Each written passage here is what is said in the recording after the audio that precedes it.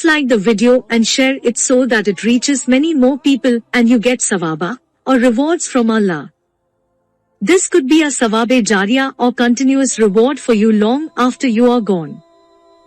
Volume 3, Book 30, Virtues of Medina 91 to 114. Volume 3, Book 30, number 91. Narrated by Anas. The Prophet said, Medina is a sanctuary from that place to that. Its trees should not be cut and no heresy should be innovated nor any sin should be committed in it, and whoever innovates in it and heresy or commits sins, bad deeds, then he will incur the curse of Allah, the angels, and all the people. See Hadith number 409, Volume 9. Volume 3, Book 30, number 92. Narrated by Anas. The Prophet came to Medina and ordered a mosque to be built and said, O Bani Najjar, suggest to me the price of your land. They said, we do not want its price except from Allah, i.e. they wished for a reward from Allah for giving up their land freely. So, the Prophet ordered the graves of the pagans to be dug out and the land to be leveled, and the date palm trees to be cut down. The cut date palms were fixed in the direction of the Qibla of the mosque. Volume 3, Book 30, number 93. Narrated by Abu Hurairah. The Prophet said, I have made Medina a sanctuary between its two, Harat, mountains. The Prophet went to the tribe of Bani Haritha and said to them, I see that you have gone out of the sanctuary, but looking around, he added, no, you are inside the sanctuary. Volume 3, Book 30, number 94. Narrated by Ali. We have nothing except the Book of Allah and this written paper from the Prophet, wherein is written smiley face. Medina is a sanctuary from the air mountain to such and such a place, and whoever innovates in it an heresy or commits a sin, or gives shelter to such an innovator in it will incur the curse of Allah, the angels, and all the people. None of his compulsory or optional good deeds of worship will be accepted. And the asylum of protection granted by any Muslim is to be secured, respected, by all the other Muslims. And whoever betrays a Muslim in this respect incurs the curse of Allah, the angels, and all the people, and none of his compulsory or optional good deeds of worship will be accepted, and whoever, freed slave, befriends, take as masters, other than his manumitters without their permission, incurs the curse of Allah, the angels, and all the people, and none of his compulsory or optional good deeds of worship will be accepted. Volume 3, Book 30, number 95. Narrated by Abu Hurairah. Allah's Apostle said, I was ordered to migrate to a town which will swallow, conquer, other towns and is called Yathrib, and that is Medina, and it turns out, bad persons as a furnace removes the impurities of iron. Volume 3, Book 30, number 96. Narrated by Abu Humayd. We came with the Prophet from Tabuk, and when we reached near Medina, the Prophet said, this is Tabar. Volume 3, Book 30, number 97. Narrated by Abu Hurairah. If I saw deers grazing in Medina, I would not chase them, for Allah's Apostle said, Medina is a sanctuary between its two mountains. Volume 3, Book 30, number 98. Narrated by Abu Hurairah.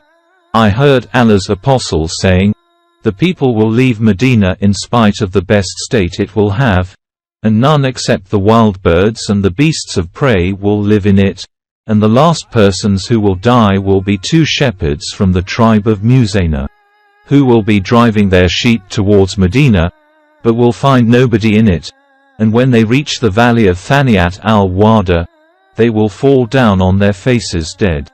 Volume 3, Book 30, number 99. Narrated by Abu Zuhair.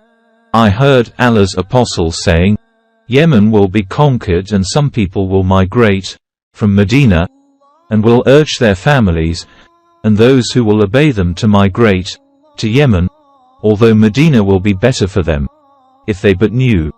Sham will also be conquered, and some people will migrate from Medina, and will urge their families and those who will obey them to migrate to Sham, although Medina will be better for them, if they but knew.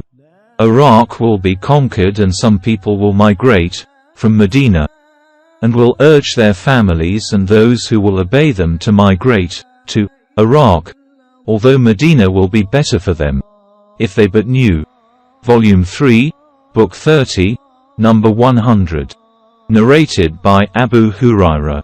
Allah's Apostle said, "Verily, belief returns and goes back to Medina as a snake returns and goes back to its hole when in danger." Volume 3, Book 30, Number 101. Narrated by Sa'd. I heard the Prophet saying, "None plots against the people of Medina but that he will be dissolved, destroyed, like the salt is dissolved in water." Volume 3, Book 30, Number 102. Narrated by Asama. Once the Prophet stood at the top of looked out from upon one castle amongst the castles, or the high buildings, of Medina and said, "Do you see what I see? No doubt, I see the spots where afflictions will take place among your houses, and these afflictions will be as numerous as the spots where raindrops fall." Volume 3, Book 30, Number 103. Narrated by Abu Bakr.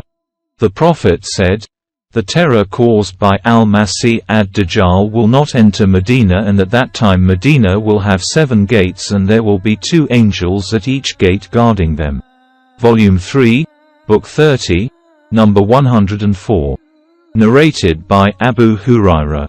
Allah's Apostle said, "There are angels guarding the entrances, or roads, of Medina. Neither plague nor ad-Dajjal will be able to enter it." Volume 3, Book 30, Number 105. Narrated by Anas bin Malik. The Prophet said, "There will be no town which ad-Dajjal will not enter except Mecca and Medina, and there will be no entrance, road, of both Mecca and Medina, but the angels will be standing in rows guarding it against him. And then Medina will shake with its inhabitants thrice, i.e. 3 earthquakes will take place, and Allah will expel all the non-believers and the hypocrites from it." Volume 3, Book 30, Number 106. Narrated by Abu Sa'id al-Khudri. Allah's Apostle told us a long narrative about ad-Dajjal, and among the many things he mentioned, was his saying, "Ad-Dajjal will come and it will be forbidden for him to pass through the entrances of Medina. He will land in some of the salty barren areas, outside Medina. On that day the best man or one of the best men will come up to him and say, 'I testify that you are the same Dajjal whose description was given to us by Allah's Apostle.' Ad-Dajjal will say to the people, 'If I kill this man and bring him back to life again, will you doubt my claim?' They will say, 'No.' Then ad-Dajjal will kill that man and bring him back to life. That man will say, 'Now I know your reality better than before.' Ad-Dajjal will say, 'I want to kill him but I cannot.'" Volume 3, Book 30, Number 107. Narrated by Jabir. A Bedouin came to the Prophet and gave a pledge of allegiance for embracing Islam. The next day he came with fever and said to the Prophet, "Please cancel my pledge of embracing Islam and of emigrating to Medina." The Prophet refused that request 3 times and said, "Medina is like a furnace, it expels out the impurities, bad persons, and selects the good ones and makes them perfect."